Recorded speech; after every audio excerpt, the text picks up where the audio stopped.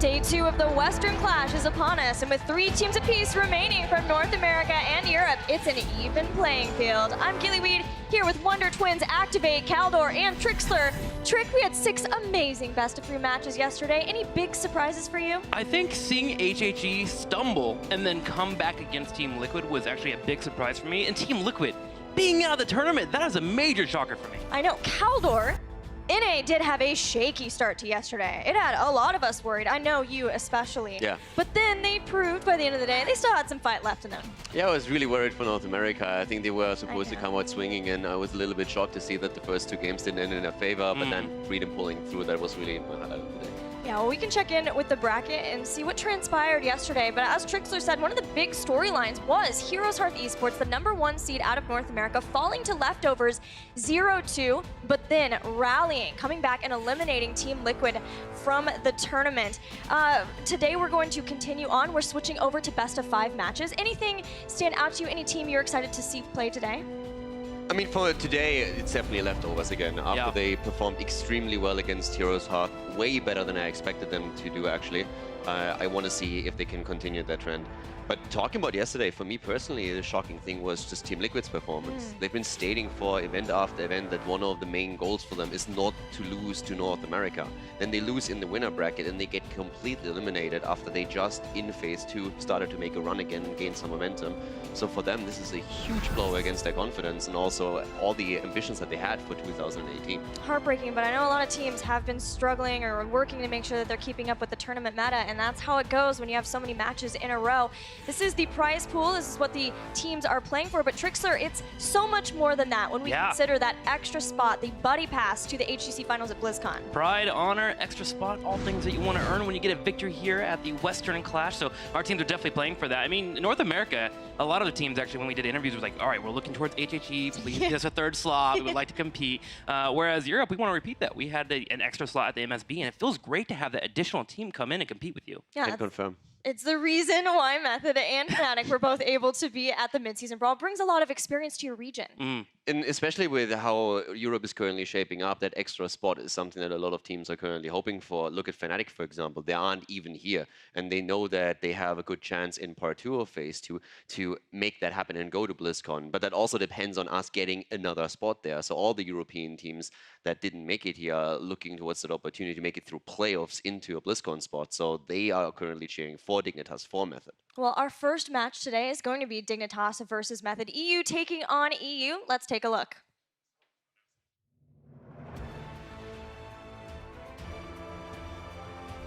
After first day, we will know at least a little bit what each team plays, and we will know potentially which teams we can play. So we will prepare something like a scout and see for some patterns, look for some drafts, and for all our potential opponents, and write it down, and we will be prepared and refresh our notes before games. That's what I think. Like, if we manage to win our first game versus Tempo now, then I think we will go really far in the tournament. Might even in the finals. So there's 2 main things I got out from switching to Fnatic and back again. First thing and most obvious thing is that the grass is greener on the other side. Never turns out as well as you think it will. And I learned that the hard way, obviously. And I'm really glad being back with my old teammates again.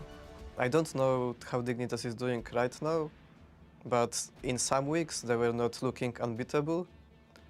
They're still a very strong team, and it looks like they're unbeatable, but we managed to take them up for them, and I think since we played them, we improved. So there's a chance that we can take them. Also, in tournament settings, it works differently. For example, when I was in Zealots on Western Clash, no one expected us to have a chance to win, but we went really far and the games were really close at Western Clash finals, so I think anything can happen here. Hi guys, IDRD here. I hope you're cheering for Method, and I will try to show you some Medivh plays.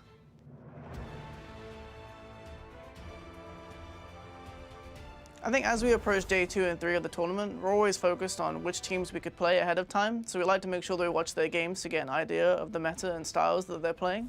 We use this to prepare for our games that come up in the future.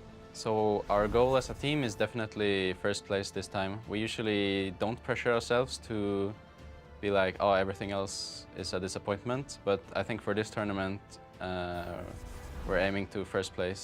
When we play on stage, it's very different. The atmosphere is a lot more serious, and we focus a lot harder on like the game at hand. There's a few moments at the beginning where you get a little bit shaken. You know, there's a big crowd, there's a large audience. Like, it's a little bit scary, but once you get into the settling into the game, we're just super focused. I think we're very, very tight as a team on stage because we have a lot of experience throughout our entire roster.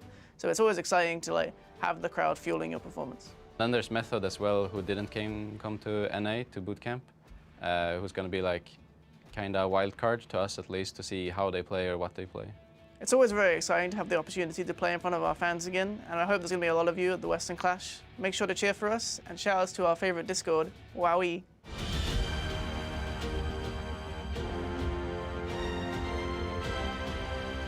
Last time these two teams faced off was in league play, and it went 3-1 in Dignitas' favor, but that was week 2 in ADRD and the rest of Method were one of only 2 teams able to take a single game off of Team Dignitas, and ADRD said it, and I think it's very fair to say, Trixler, that Method has improved by leaps and bounds since then. They definitely have improved, and they are a team that are at the top of their game when it comes to Europe, but you mentioned the 3-1. I was actually looking at that too. I was like, wait a minute, they have improved a lot. They can maybe get a victory against Dignitas. And then I went and looked at the history between these two teams. In the last 10 times they faced off, 8-1 in favor of Dignitas, and a tie, a 1-1 at the MSB. So yeah, but that won. That won. That won, Caldor. That was a nice win. But you also listen to ADRD, and he's not like, okay, in some games Dignitas looked weak. He's like, in some games they didn't look unbeatable. So that's like the margin that we're talking about here between unbeatable and, well, maybe there's a chance we take a map.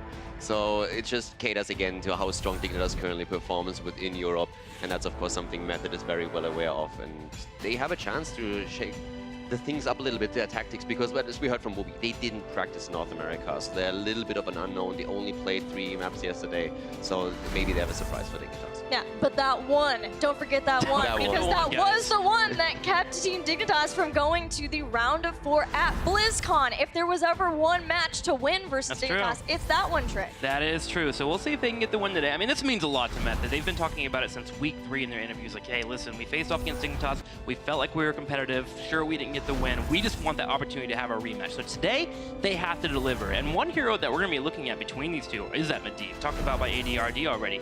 He said he's going to try and play a little bit of it, but Dignitas themselves, they can take that away if they want to. Another hero is Urel. Both of them usually pick her up immediately. We've seen it on Wubi's side over and over again. Wubi's actually sitting at 16 wins and a single loss on Urel, and we have the same for Ethereal, who always jumps on the hero whenever he gets a chance. So I think that's going to be a highly contested hero between the two teams. Well, I think it's a good transition or segue for us to talk about the tournament meta a little bit and what developed over the day yesterday, because for me, it felt like a weird meta coming into yesterday. And when I went back and analyzed all the drafts at the end of the day, what it was it's very rigid. It's very, very rigid in the roles. A lot of times there's like this flex player who has to play kind of some pseudo double supports in that Medivh and some Abathur, but they're also sometimes playing some other melees like Zeratul. We saw ADRD playing Zeratul, Thrall yesterday. Also Warriors, there's 3 that have worked this whole tournament, all of yesterday. Anybody else, any time anyone tried to draft anything else, Warriors just did not work. Same kind of for the supports. The supports were super interesting. We'll get into that further, but like what heroes were you guys like maybe surprised about yesterday, Trick? Zeratul was a surprise for me, but something I expected a little bit too. Usually you get that on day 2, day 3 of a tournament. Right.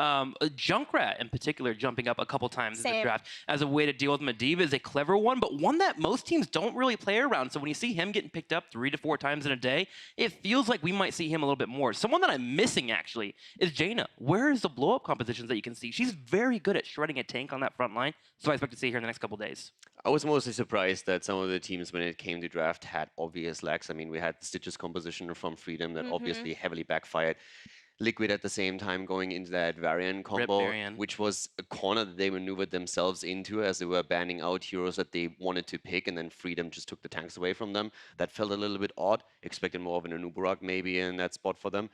The one thing that I talked with a lot of players about is that when it comes to meta, it feels that the North American teams, after scrimming with the European teams, Dignitas in particular, are trying to emulate a little bit of that and have trouble really making that work within the games, moving away from their own regional meta and trying to just copy something that they're maybe not that familiar with yet. Right. Well, I think there's nothing better to show you that than Heroes Hearth Esports versus Leftovers. Yeah. There was some huge adjustments for them from what they played in League play to what they played versus Leftovers, and I do feel like that came back to bite them, but we'll see what adjustments they continue to make. For now, we're sticking to Team Dignitas versus Method, and we are going into this best of 5. The bans will be Braxis Holdout, Dignitas never strays from that one, and then Tomb as the ban for Method. Dignitas taking us to Volskaya Foundry. Guys, I'm relying on your supreme EU knowledge to kick this one off. I'm going to be absolutely honest with you. I have no clue what Method is doing here, so I'm really excited for this because, first of all, by far, Volskaya is the best map of Dignitas. 7-0 in League play. And for Method, one of their best maps, at least when we look at Europe, was Tomb. And it was also the only map that they won against Dignitas when they faced off against them in League play. So I have absolutely no idea why they're banning Tomb out here. Maybe they practice something with Leftovers in Europe where they're saying, well, we're going to move away from Tomb and we're happy to face you on Volskaya. Because originally, ADRD was the guy who brought Volskaya into the European pool. But I was very, very surprised to see who banned our Tomb and to see that they let Volskaya through. Yeah, I agree with you. Thero, when we talked to him about Tomb of the Spider Queen, he's even mentioned in the past that he just doesn't like the map. Even though they have a winning statistic number on it, they don't like the snowball potential. They don't want to make an error, which is weird because you have Sky Temple up, right? I feel like that's more of a risky battleground to have in a best of 5. But here we go, into the draft as we have Garrosh and Abathur banned out. Yeah, that Garrosh is a change. Usually it would be Diablo there if you were looking at the trend from yesterday, but Dignitas did play Garrosh in both of their games. Now Method takes that further, banning Diablo. I wondered if this was going to happen because, as I said before, Muradin, Garrosh, and Diablo were the only tanks that worked. Anytime someone tried to play the Stitches, the Variant, even a new Barak, they did not work, and they're a smaller sample size, but these are the most reliable damage warriors. And which is the tank that we see picked up the most from Method? Muradin. It's Muradin. Muradin, every game. Always in the first pick position, so they're just banning the tanks out. They're saying, hey, Diablo and Muradin are all the way at the top. The third is Garrosh, let's ban out the tanks. First pick Muradin, very likely. And then we are going to see how Dignitas is going to react. Could still go into a Stitches comp, they could go into a Johanna here, they could go into a potential blow-up comp with a Nubarak situation if they wanted to, but from Method's perspective, very clean idea coming into game number 1. I am wondering what Dignitas is going to pick up in terms of support. We actually got a little bit more Stukov from them yesterday than I was expecting, but they have echoed, hey, there's some decent meta picks you can pick with this character, and I would love to see them maybe mix it with a Nubarak. Yeah, these are the only 2 teams actually that found success with Stukov yesterday. Some other players were trying to bring him in more to their drafts, but only Dignitas and Method actually got wins with them. But Maiev has been another hotly contested hero throughout the meta of this tournament, and Snitch is such a phenomenal Maiev player. And of course, we're also seeing Urelno being picked. That's the downside of you heading into that early Muradin pick. We know that Bad Benny loves it, and that Method sent us a lot of their draft around the ability of him to initiate with the Stormbolt and the jump. But you give Urel up, and that's just something that they had to accept. The only other way for them would have been to pick Urel first, but then you don't get access to Muradin, and you already banned out tanks. So this is just something where they're saying, okay, Athero can jump on another hero and face Urel and Whoopi on the offlane then. So this would be the point now where I want to talk about supports, because Malfurion came in, did well yesterday, despite a lot of people saying, no, there's just no way that he's going to work. And what happened was, he was only ever picked by a second pick team the entire time, always in the 3-4. So Decker would be picked there by the first pick team, and then after these bans, Malfurion would always be picked up here. It was crazy to see. I've never in my history seen a hero only be picked from one side. We'll see if that happens, if Method even bans them. What shocked me a bit yesterday is that there were actually teams that let Deckard go completely and picked Malfurion straight up let him go. Yeah, that's true. And we can't forget Stukov, as you talked about. Trick, it might just be that the preference would be Stukov anyway for Team Dignitas, especially because they have Maiev. Well, with the 1-2 here for Team Dignitas, you have to start thinking about Karazim as well. They have gone down this route of, okay, we're going to try and focus a fight, force down a target, pick someone in, and pull them into a fight. And Karazim is great in that situation. And now any tank that you pick with Urel can also get the benefit of that level 4 of armor being topped on them. So they do have solid main tanks they can follow up with. Also, look at the bans that we're seeing from Dignitas. It's again the same spiel of just targeting ADRD. You ban out his Medivh, you ban out Abathur on Volskaya, and Genji is another hero that he used to play. So now you are still looking at a potential Tassadar pick if they really wanted to try and pull that off. We've seen Junkrat from him. But just recently, yesterday, he started to play Zeratul and Thrall, so he finds himself more and more on that melee front, trying to enlarge in his hero pool, but he could still detect that there was a little bit of I don't really want to call it weakness on the heroes, but just an unfamiliarity with what he has, how he has to position himself. I mean, he knows it, but then in the heat of the battle, you sometimes Especially on overstep. Zeratul. Is Zeratul in the late game after you get 16, you need to be a little bit more aggressive with your wormholes, trying to drop in those cleaves, and he just didn't pull them off, and it's one of the reasons why HGC got a fight that they actually wanted to pull off. Simple Storm. Sergeant Hammer and Blaze will come in for that 4th and 5th pickup. Yeah. Solid foundation for them. Yeah, and ADRD was already playing some more Hammer once the 3rd ban came into League play, so I think this will be a more comfortable adjustment for him, that he doesn't have to flex onto that 3rd melee. Though I do expect, because that role is so flexible in this current meta, that we will probably see him return to that role at some point. Our first Chromie, I believe, of the entire tournament, but it is Volskaya Foundry. Chromie has had a hard time in online play here for HGC Europe. What was the number, Caldor? Currently, she's at 5 wins and 12 losses. Oof. Chromie is Oof, just indeed. absolute. In Europe, she's dumpster tier. Now, with that being said, she has her strengths on Volskaya Foundry that we always talk Yes. about. You can hit the Protector. The time traps do affect it as well, so you can control space. The thing is that we have a pretty weird dive comp available here with Maev, Urel, Johanna can follow up as well, with a Chromie sieging away from afar. So they do have setup to make sure that they land that Dragon's Eye.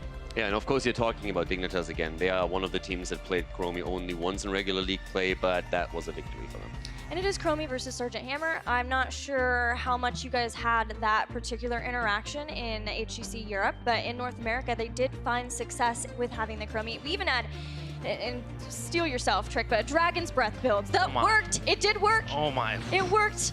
But yeah, there's a lot of Chromie play. Prismaticism was able to get a win over fans. Sergeant Hammer with that. It does force the Sergeant Hammer to change how they approach the fight. You're not sieging up as much. You're trying to move around, waiting for that Dragon's Breath or Dragon's Eye to be used, depending on where they're trying to land that combo. So Sergeant Hammer will switch it up, but still, it's all about controlling the point. And if you look over to Method, they do have a solid foundation to sit on that front line and control it, especially with the potion system back there and Murd in there. Sure. It's good for them. Well, we're heading over. Sorry about that. We're heading over to the casters. We've got Haloran and Tetcher waiting in the wings for game 1. Thank you very much, Gilly and Wonder Twins, apparently. My name is Lauren, joined by Tetcher. We've decided on the name Hatcher. Hatcher or Tetjorin, we're still currently in the developmental process. I quite like Hatcher though, so we're currently leaning towards that. But I do want to point out we're entering into areas of my expertise here, because in HC China, Chromie is almost an essential ban if you're planning on running a Sergeant Hammer. So I'm already fascinated to see it make it through, and I'm fascinated to see if it works as effectively there. And as Gilly mentioned, Dragon Breath build could be a possibility. Hasn't had the greatest win rate in EU, but Dignitas is going to look to turn that around. Over on the left side, we have the #1 seed of EU. It's Team Dignitas. Snitch is on Maev. Poik is playing Chromie. JPL's on Johanna. Wubby is playing Urel. And Zelly is going to round it out on Malfurion. That is Team Dignitas representing Europe from the 1st seed, but representing Europe from the 2nd seed. It is going to be Method Esports, and playing for them it is ADRD on Sergeant Hammer, Curson on Deckard Kane, Phoenix being played by Nick, Athero Angel on Blaze, and Bad Betty is on the Muradin. Going into this matchup, Tetra Team Dignitas said they expect nothing less than 1st place at this tournament, and I think they're exactly where they expected to be. They also are dealing with the opponent I feel that they were expecting to see here at day 2 of the Western Clash in the form of Method, but Method came in this game with a big plan. And the fact is, you could also point it the other way. It would have been a big surprise if Method had also not been here. So they're going to be in the same situation. They came in, they were able to take out their 1st round opponent, and they knew they would be playing against Dignitas. Like you said, they brought out a plan. Deckard and Hammer is such a standard combo. They've got an incredible front line to set up for it. And of course, Hammer mines, they're very minor, but they're still extra slows to empower that Phoenix later on. And with their ban choices, they're definitely going to be targeting the front line. JPL is going to be a hero to watch out for over the course of these team fights.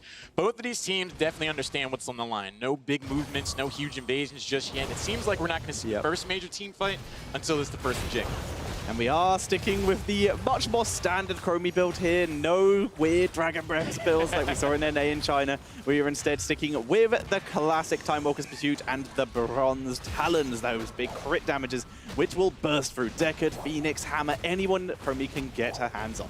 I think that's a great choice, too. You need that exclamation point in those team fights. If you're going to try to get the hammer, dealing with that 50 armor, you need as much burst damage as possible. And keep in mind, this is the pre-rework Chromie, so she can definitely do those numbers.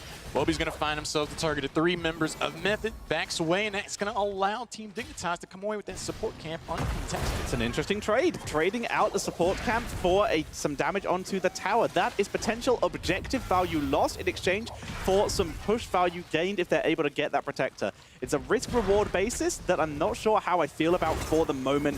And you were talking about burst earlier on as well. We have Maev, Nicious Memento as well as we see a bit of damage onto Blaze. Gets the charge, but it's only a stun. Thero gets the jet propulsion, but oh no, Webby's going to go ahead and hit the pogo stick. That is the first takedown. It doesn't look like they're exactly done. Zelia stepping forward. There's the nice knockback.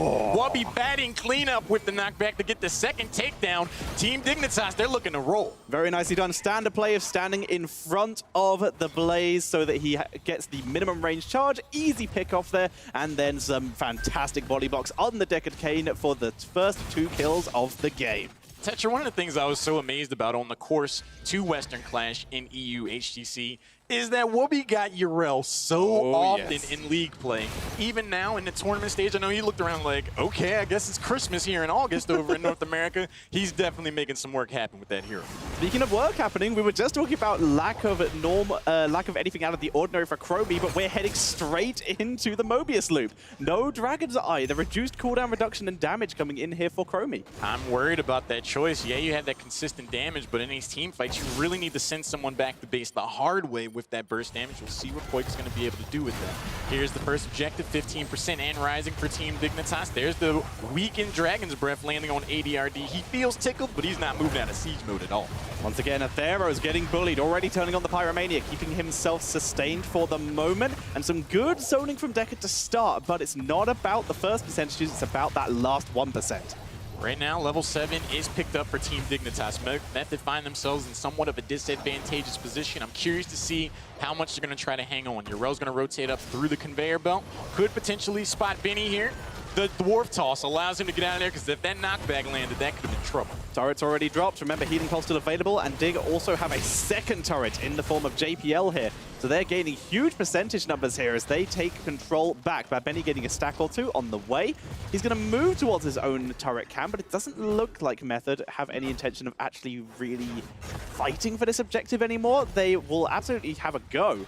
But the fact is, they would be very happy if they were able to back up, as they know that Healing Pulse is available. Fighting is going to be incredibly rough unless they can burst down Wubby, or at least take out someone as they go for JPL. Jet propulsion goes in. There's the Iron Skin afterwards. Maev is looking for the bungee cord. Bad Vinny yanked way out of position. Has Dwarf Toss available. He's going to be able to survive. Follow-up damage. Snitch is on the chase, looking for another method of attack.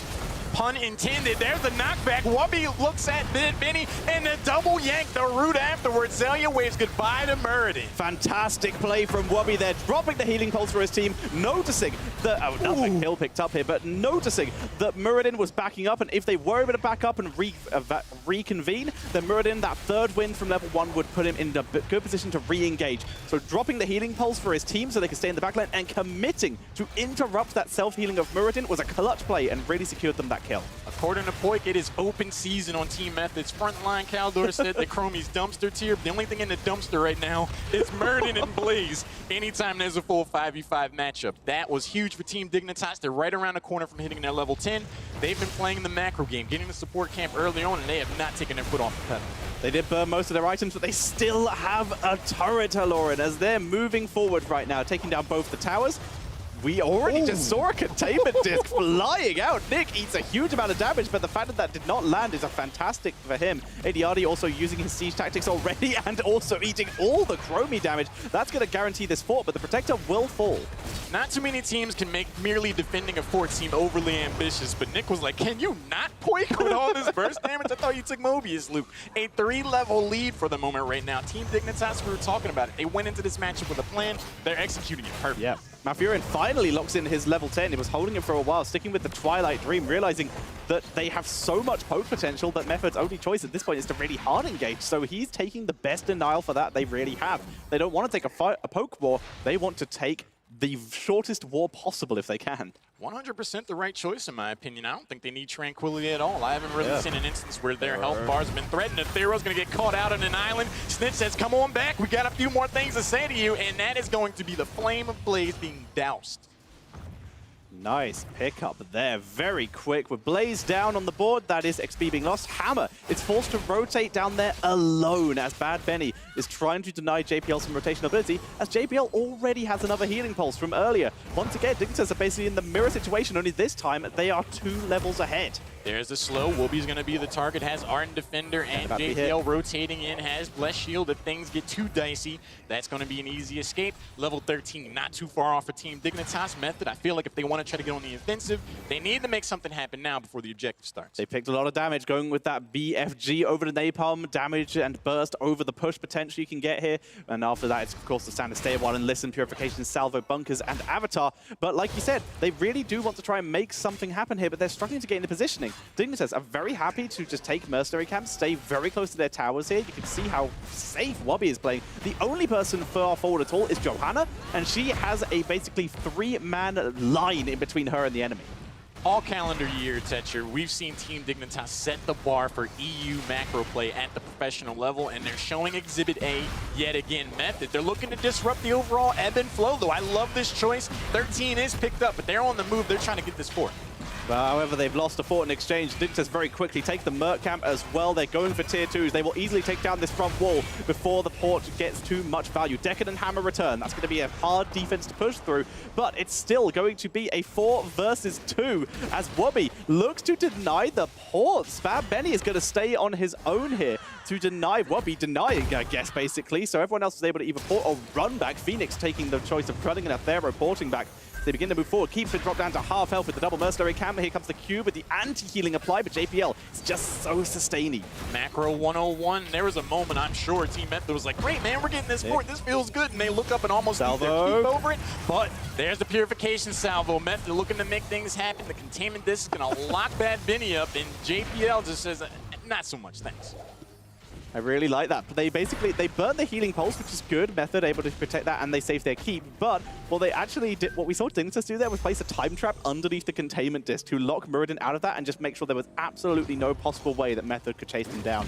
Very smart, and as such, they have taken up positioning on this objective. Once again, good time traps. It is revealed, though, and is killed off quite quickly. Nice job by Method here. They're still a level behind. You can see Snitch on Maev trying to put some pressure onto Phoenix down below as Benny forces himself forward. Good Iron Skin to block the damage from Athero. Perfectly timed. Snitch ate a good amount of pressure, and Tetris, not too often at the 9-minute mark, you see a team in a do-or-die situation, but without level 13, if they give this Protector up, that's at least the top keep, and easily could be the game with a takedown or two. They have to stand tall and try to make this fight happen. Good blind, immediate blast shield, denying them the healing from the third win, but the anti-heal from the Emerald is already down as ADRD being forced back. The pressure from Kroby is huge here. This was a huge moment for Team Dignitas. Method had to play right into that situation. I know there's a Twitch account in chat right now that got tagged after Muradin gets blown up. The second Protector is going to be seized by Team Dignitas. They already more than weakened this top keep.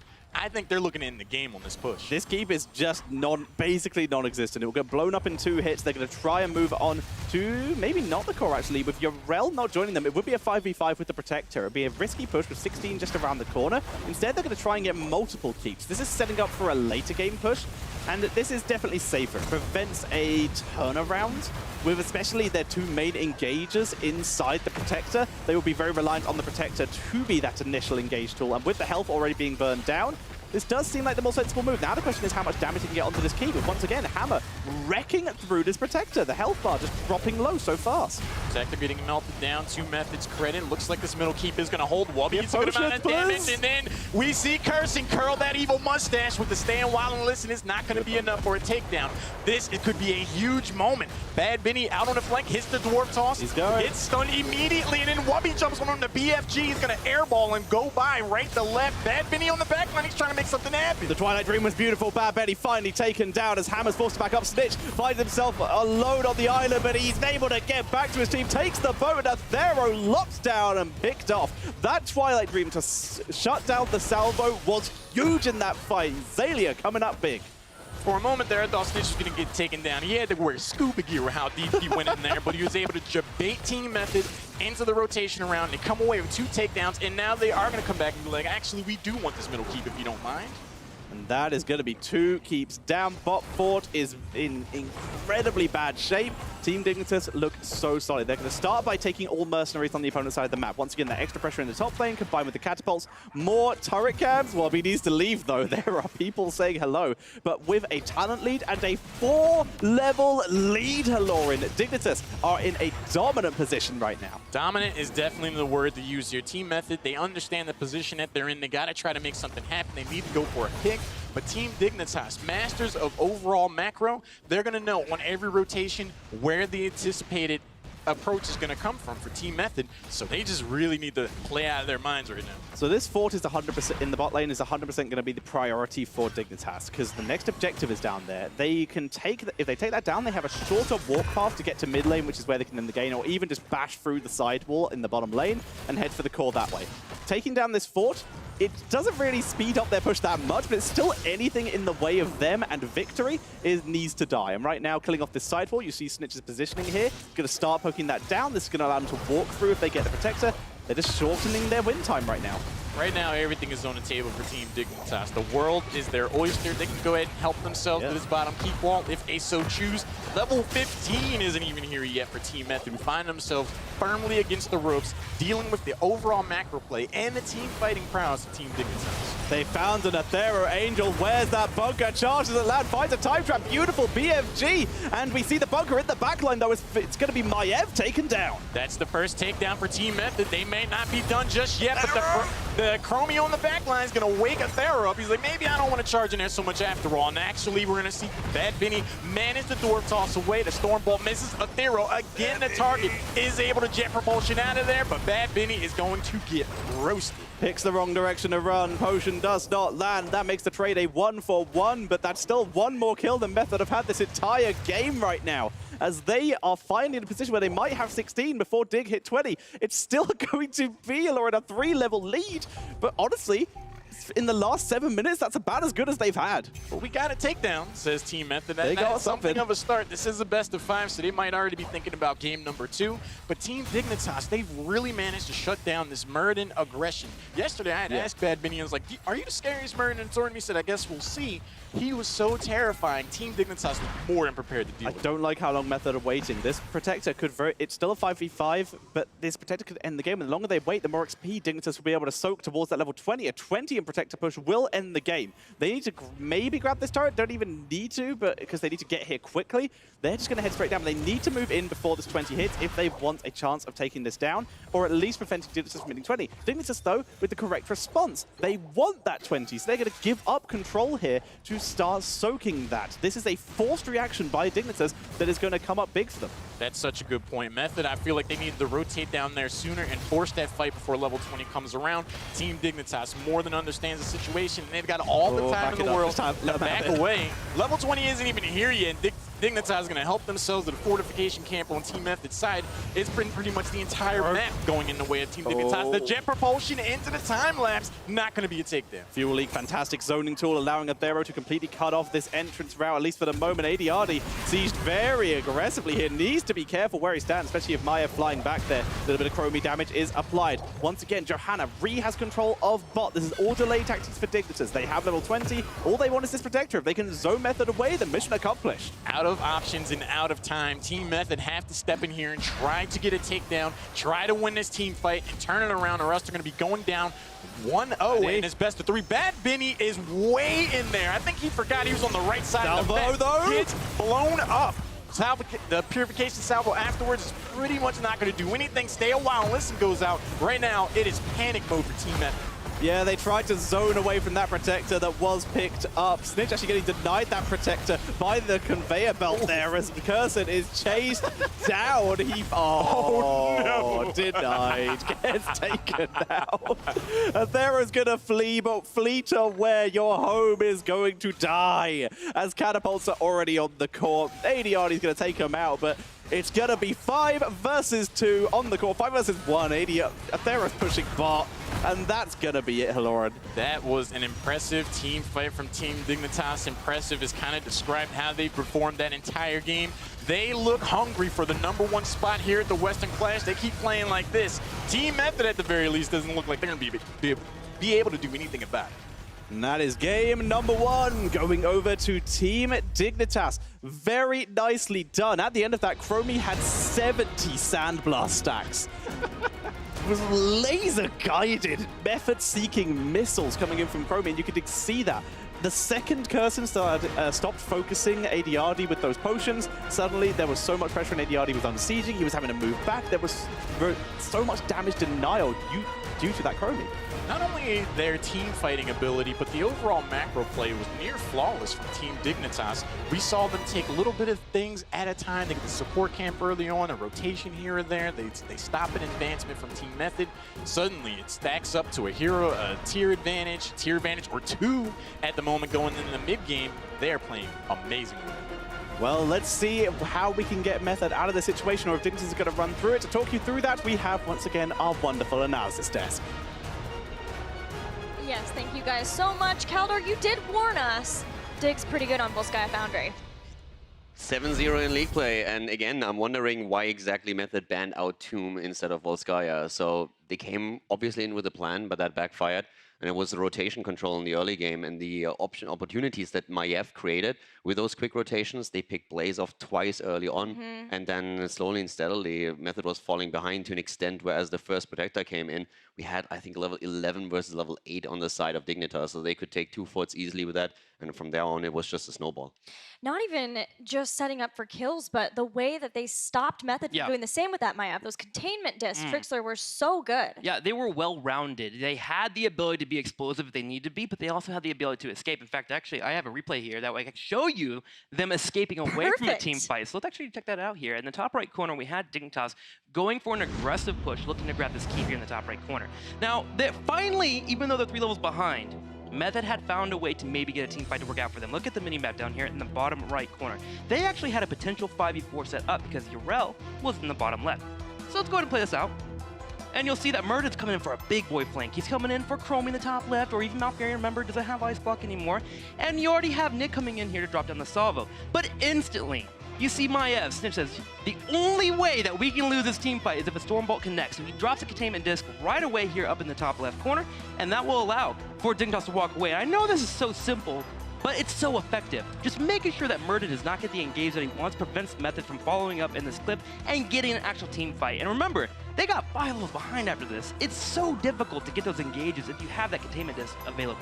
Yeah, and another time using it on Blaze, so when Murden hit the Stormbolt, you couldn't have the follow-up jet propulsion. It was just like so quick on the uptake, and wonderful to see from Team Dignitas. That well-roundedness is also showing up even when you talk about like in the draft for them too. And in the way that they're able to, what I feel like Tempo Storm struggled with versus Method is an adjustment of how much do we devote to ADRD in draft? How many of his heroes do we ban before we say, oh, we're giving up too many of these powerful picks like Murden? But they proved that they can continue to ban ADRD out while still being able to have a plan for the way that Method likes to re-engage. I mean, the way I personally look at it at this point is that for some reason, Method decided that they don't want to play Tomb. Whatever that reason is. They're unbeaten in Europe, but they, for some reason, said, okay, Tomb is not working out for us. So if you have that approach already and you allow Dignitas to get Volskaya, that's a map where you realize we're probably going to lose that. So either you have some kind of pocket strategy prepared where you say we can surprise them, but looking at the draft wasn't the case. So this is one of the maps where they are saying, okay, this is one of the strongest. Most likely we're going to lose this one. We're going to focus on the other maps. And in best of 5s, you see that strategy a lot, where you are willing to give a few maps up because you know that your powerful maps are going to come later. And this is basically much what we saw. Great rotations from Dignitas, dominating early game kills. And even the situation that you highlighted, for example, that move away, the 3-level lead, they also held, I think, 4 items at the time. Yeah. They didn't even have to drop them in the fight. So they just had full control from start to finish. It was a massive snowball on the end of Dig. And I don't think it's a problem for Method because this is the strongest map of Dignitas. Right. You can accept that. You already know going in, this is going to be the toughest one. Well, when you're playing it versus such a stalwart opponent as Team Dignitas, you know that you're going to have to take those hits. Yeah. So I think for them, they're okay. But Team Dignitas, ever since this roster came together before GCWC, has been finding a lot of success at international tournaments. I know not the level they want. They want to win it all. They want to win the big international tournaments. GCWC, MSB, and of course, the HGC finals at BlizzCon. But what has kept this team going at this level for so long, in your opinion, Trixler? Their hunger. They want to be the best in the world. I mean, even that best of 7 series that we had against Gen.G at MSB, they look at that as, okay, I'm glad that was a part of that. That was great that we were able to play there, but we could have won it. There were a couple of moments. Even JPL walking on there saying, if I did a Stormbolt here or jumped away, they look at every single small mistake and then they step forward and learn from it. I think it's something that Lutano actually talked to us about in our interviews earlier. He mentioned, all right, there was one match in scrims where we almost beat Dignitas. They wound up beating us, but instead of like celebrating, they instantly ended the game and went to a replay and said, where did we screw up here? And that drive and that hunger is why they are here and dominating so well and why they want to try and win at BlizzCon. It's a unique mentality, to be sure, and one that's necessary to stay at the top for so long. We're moving on to game 2, and we'll see if Method might be able to shake that mentality slightly. Here would be their chance to maybe take Dignitas to unfamiliar territory, but instead they want to make sure that they still have first pick.